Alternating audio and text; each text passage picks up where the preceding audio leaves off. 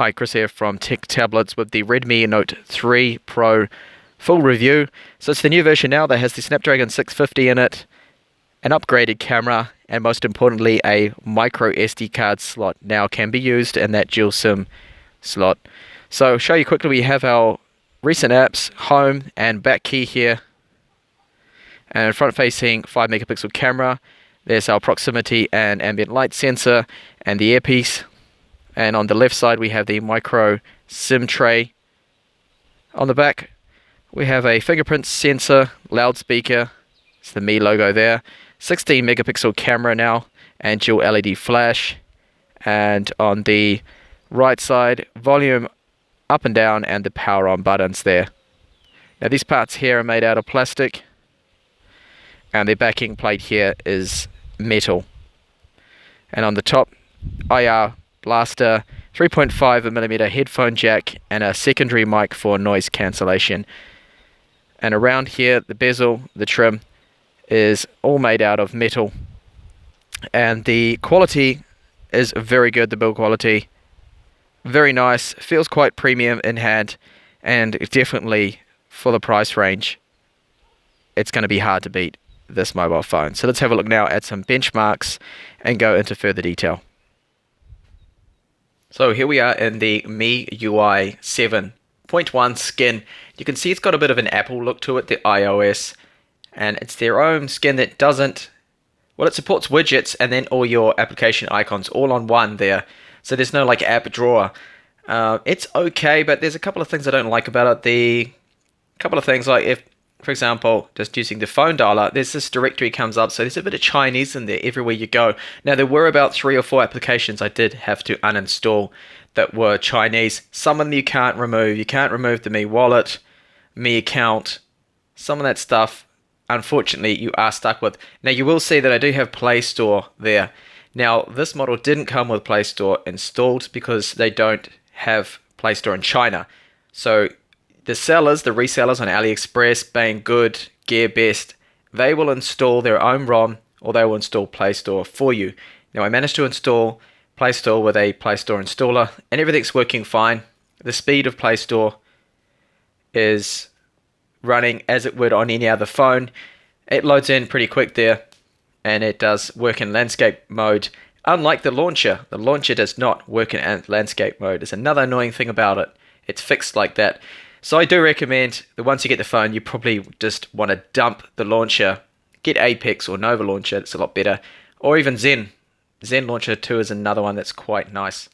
And you can fine-tune things here. There, you are able to hide notifications from certain applications, which I think is a really good feature to have that I would like to see on other mobile phones, because some things can be really annoying. Even though you'll have your phone offline, games like Clash of Clans will give you a notification that your army's ready or whatever, even though you're not even connected online. But here you could disable that, which is a handy feature. And you do have, again, quick access to everything. You've got the torch. You can turn on brightness. One thing I also do like is the read mode, which is good.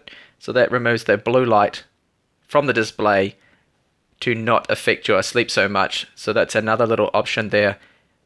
A nice little extra they have added with the MIUI. And overall, as I mentioned, I mean, it's okay. I think a lot of people might find it okay. It's perfectly fine, but the power user out there is probably just going to put Apex Launcher on. And the browser. Lots of Chinese, and I wouldn't recommend using it. I mean, it just seems to go through the Chinese search engine as well, whether you can trust that, whether someone's watching what you're searching. I don't know, but this has come straight out of the factory. And you can see the keyboard, there's the standard one.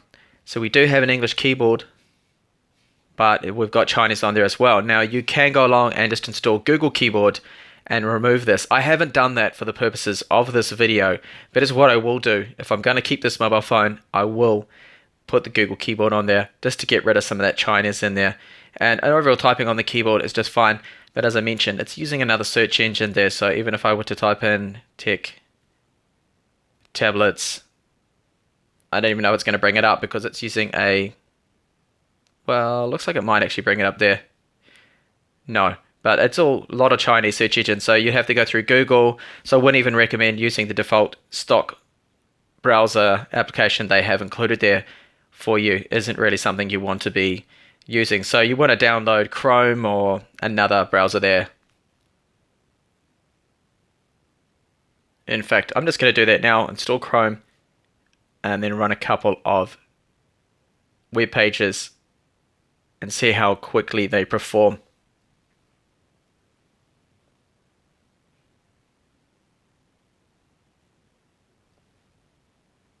So head over to techtablets.com, and now that is going to load in.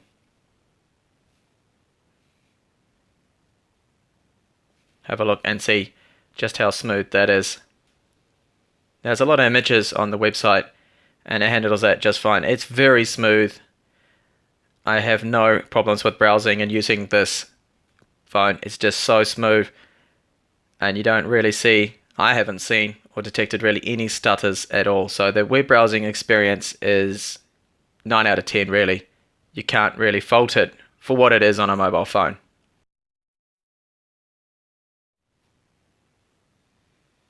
And here's how the SIM tool works. So I have a 64GB Samsung Evo. Just need to place that in this way. And there's my SIM card. It's a nano SIM that I had to use an old adapter there that I've got to put that in there. And that just slots in like so.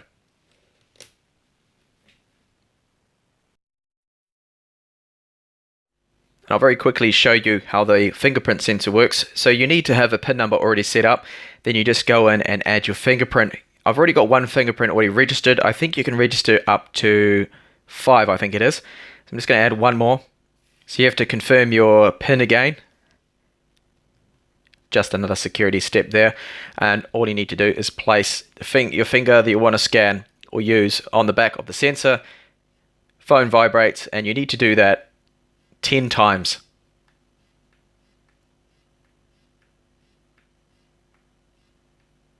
And there we go. That should have done it. Now it's set up, and unlocking and unlocking using your fingerprint is very quick. So just lock it now. Simply place your finger on the back there, and boom, it unlocks. It's very quick and works literally 9 out of 10 times.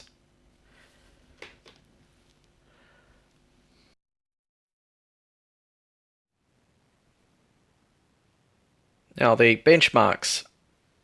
A lot of people like to see benchmarks. Well, I benchmarked quite a few things and just kept taking screenshots once I ran them all. This is the iStorm Unlimited,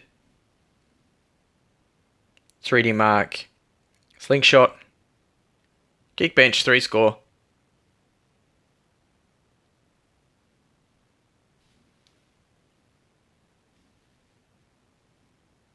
AnTuTu 6.04 score.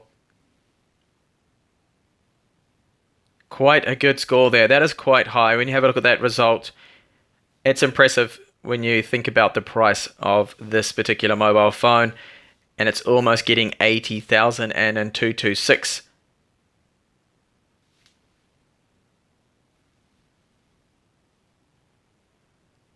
That's just a little bit of the CPU information.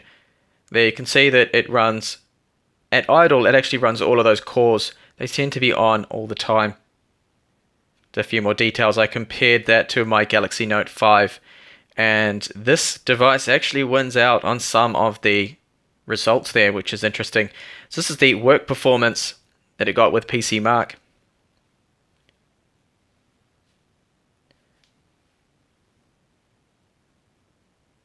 Now the internal storage speeds, quite good there. Read of 146 megabytes per second off the internal storage and a write of 50. That's not bad for any 32GB eMMC. I thought that to be particularly fast. And there's a little more information there on the CPUs.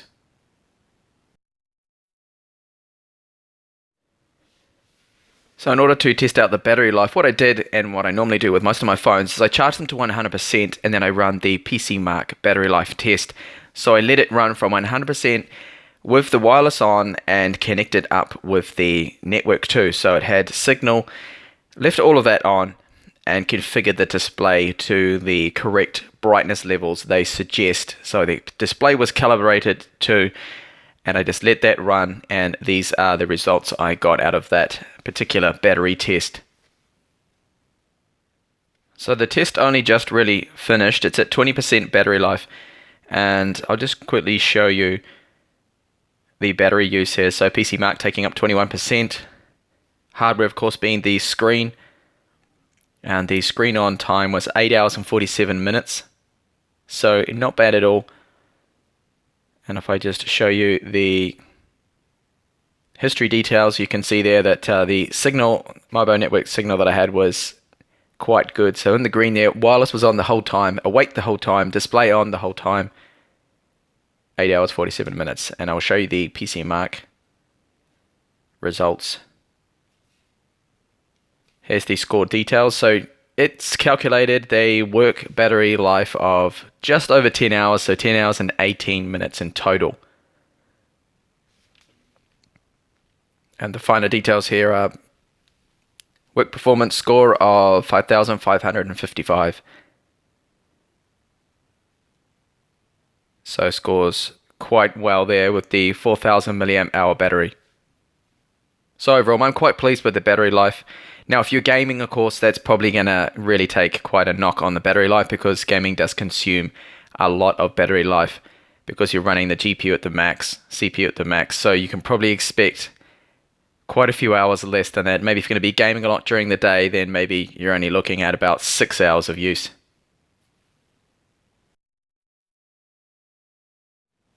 And now to very quickly compare the scores between the Redmi Note 2 and the current one I have now, so you can see that there's a massive difference when it comes to benchmark scores with AnTuTu, and that power you can actually feel definitely within the UI. And the only place where the Redmi Note 2 actually wins is on the multi-core score, because it has an extra 2 cores. So it's a 6 core versus 8 cores, but the single core score is much higher there too. So when it comes to performance, you can see there clearly that the Redmi Note 3 Pro is definitely a lot faster than the Redmi Note 2.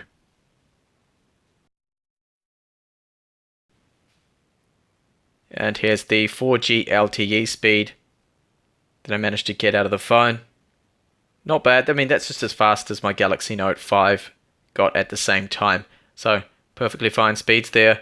Now you will have to check with your network provider to see which LTE bands are supported before you buy this, especially if you're in America. If you're using people like Sprint or AT&T that have different bands there, you really want to check that out before you go ahead and buy one of these. A very quick look at the GPS. It does pick up GLONASS satellites and your standard GPS satellites, and the accuracy seems to be okay. First lock didn't take long at all, took probably about 5 or 6 seconds. Now I'm outside here in my car. There's a bit of sunlight coming through the window, as you can see, and the screen is on full brightness. I can still make it out perfectly fine. It is winter here at the moment, so the sun's not as strong as it would be in summer, and I'm imagining in summer it's going to be a little bit more difficult. But at the moment the time is 2:40, you can see, so 2:40 winter sun, and perfectly usable, which is great to see. So I'll quickly run through some of the camera options we have. It does have HDR, got the flash we can control, a few manual controls here. Manual mode, fisheye, and if we swipe up, we get a different filters you can use as well.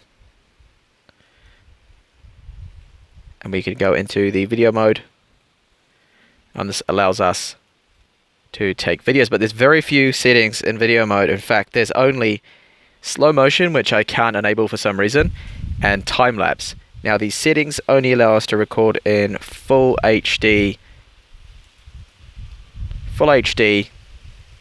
standard definition, and just normal HD. So no 4K there, but you can record 4K if you use the Google Camera app, which does work. By the way, I have tested that out. So Xiaomi also decided to increase the megapixel count of the camera, so it's gone from a 13 megapixel camera in the Redmi Note 2 and 3 to now a 16 megapixel version. And is it better? To be honest, I'm not going to do a direct comparison in this video, otherwise it'd be way too long, but I might do in another video. But to be honest, it's not really that much better. I can't honestly see much of a difference. Low light shots still come out pretty terrible. Now here's a photo here of one of my cats just chilling out, and it's low light here, taken in the evening, and if you zoom up and have a look at it really close, it is blurry, and sometimes in the low light the focus is completely lost. It's just completely washed out. It doesn't get the focus right, and other times it's quite good with the focus, that is, but not in low light. Low light, hopeless. But when you've got good lighting conditions, for example, this flower here looks stunning. I mean, it really does look really, really good. You can get all the details there. So it's taking some good photos in good lighting conditions, and that's pretty much exactly how it was with the Redmi Note 2 and Redmi Note 3 with a 13 megapixel camera. Daytime photos, good. Now the video quality is still quite average. Here's a sample. You'll see that the audio could be improved, and so could the video, I think. Now, the native stock application for the camera doesn't support 4K. But if you use Google Camera, then you can record 4K videos, because the chipset supports it, so does the sensor. And here's a sample that I recorded. But you can see that the frame rate is sometimes suffering. It's dropping down. Not particularly good 4K video there. I would rather get a mobile phone that's dedicated to 4K out of the box.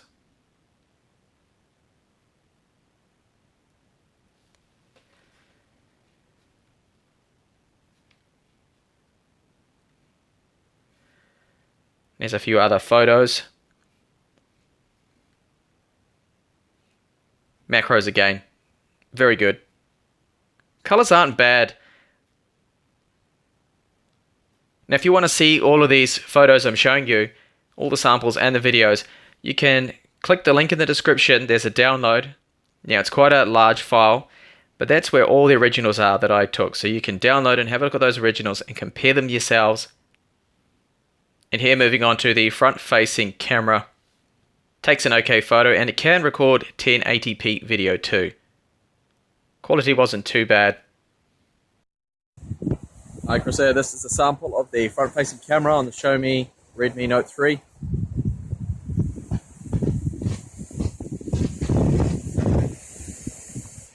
Quality seems okay. Can shoot at 1080p.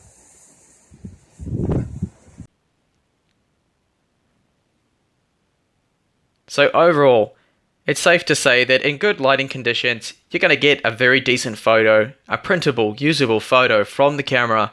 Low light, you're not. You have to hold it extremely still. The slight movement in low light results in a blurred photo, and the video quality still average. So Xiaomi still have some work to do when it comes to the camera improving things. Now just to show you the loudspeaker, how loud it is, and the audio quality as well is quite good. The phone, if used as a phone, what it was originally intended for, call qualities are really good. No problems. Sounds clear. The person on the other end said that I sounded very clear. They sounded clear to me, so all good. No complaints at all there. Call quality is good.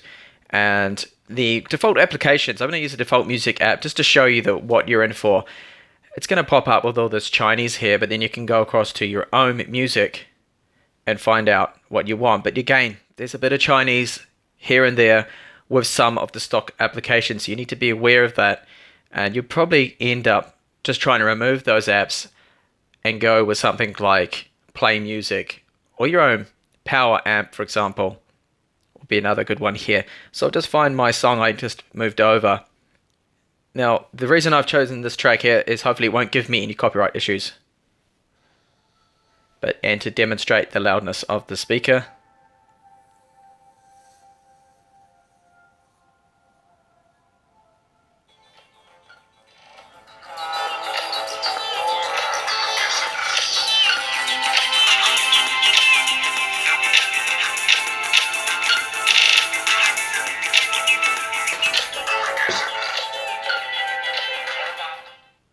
It's quite loud, and when you have a incoming phone call, the ringtones as well, very loud. And phone, you can set it to vibrate just like any other phone.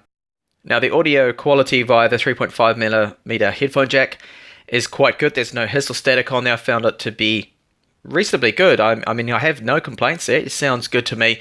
Now under the headsets and audio effects, there are various settings you can tweak there. So as soon as you plug in your headset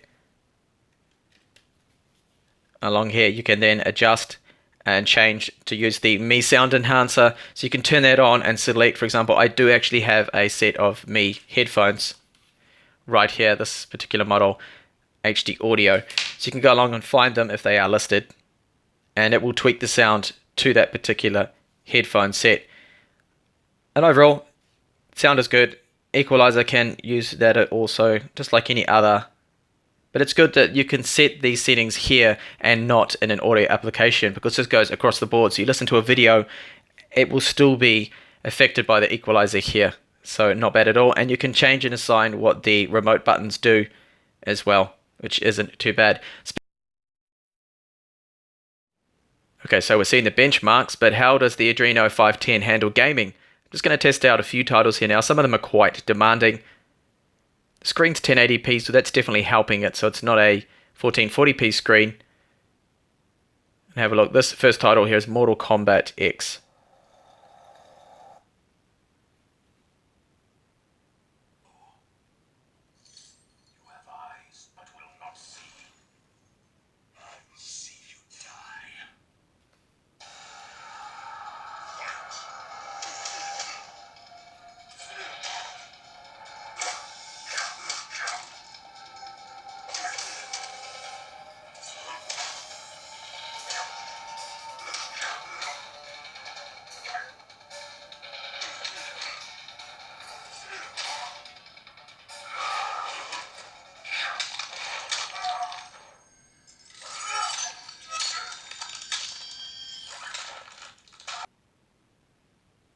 Clash of Clans, a very popular title.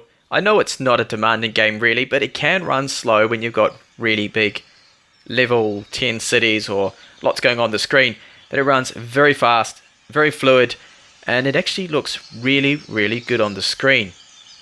Probably just because of the colors, the color palette that they use in this game just makes that screen, the colors just pop out and looks really, really good. Hopefully that's coming across in the camera of how nice this 1080p screen really is. It's not bad at all.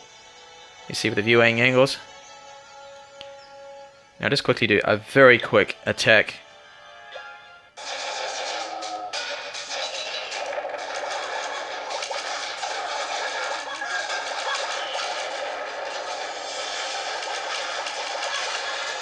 So you see it's handling this game just fine. No problems whatsoever. Not that you'd expect it to be lagging on this one. But I have seen some tablets and mobile phones lag with this game. Real Racing 3.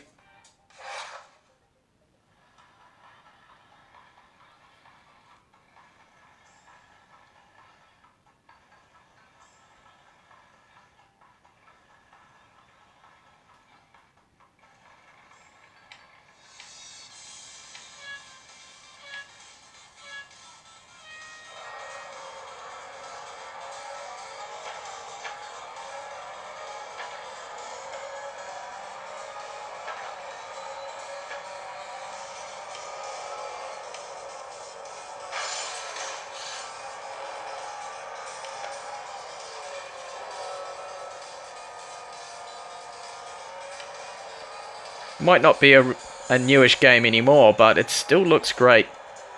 Real Racing 3. And looks really good on the screen, and as you can see now, it performs really well. Very smooth.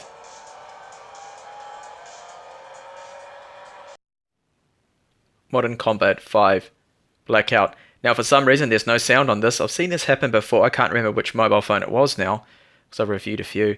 But it looks to run the game very smooth, but that's a bit of a problem. There's no sound.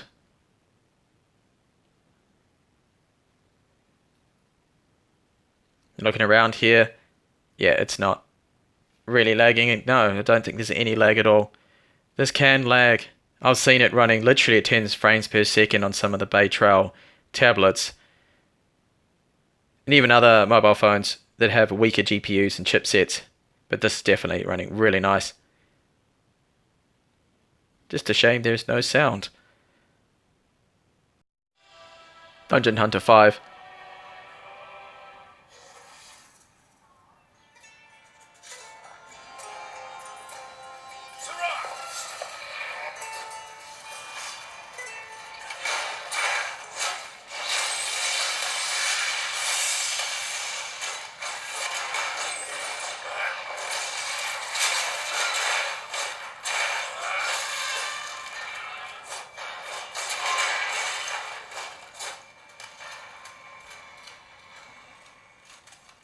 So this game is perfectly playable, runs really well. I don't think this mobile phone's going to have any trouble playing all the latest titles, the most demanding titles.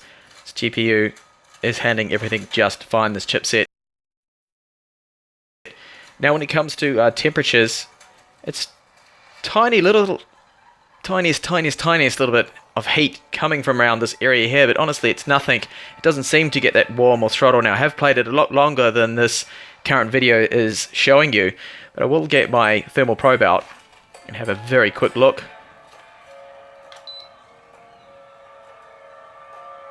See, it barely heats up. It's only getting to about 30 degrees.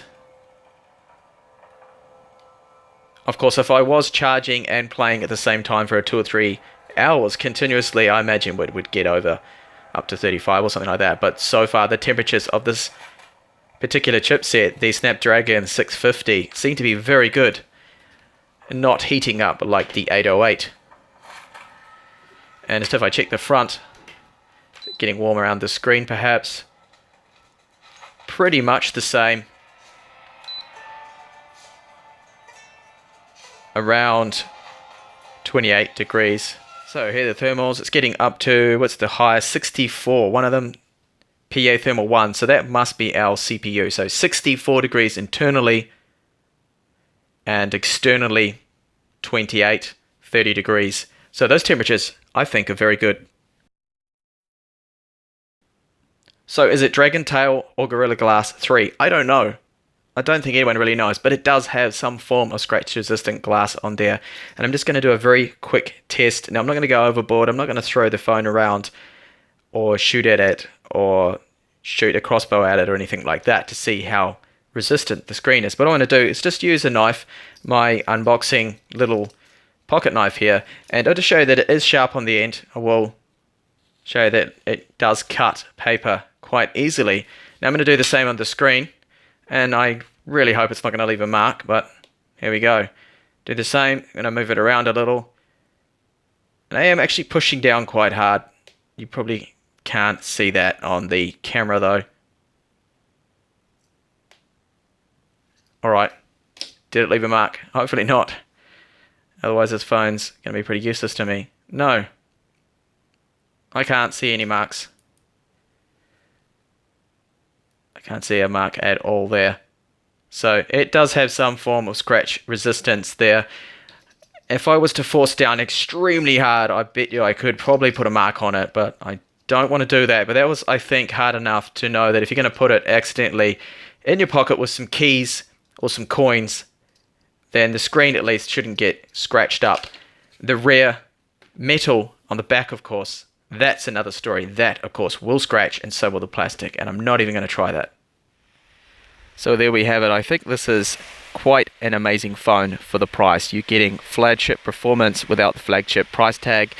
You have some features like the fingerprint sensor, an improved camera.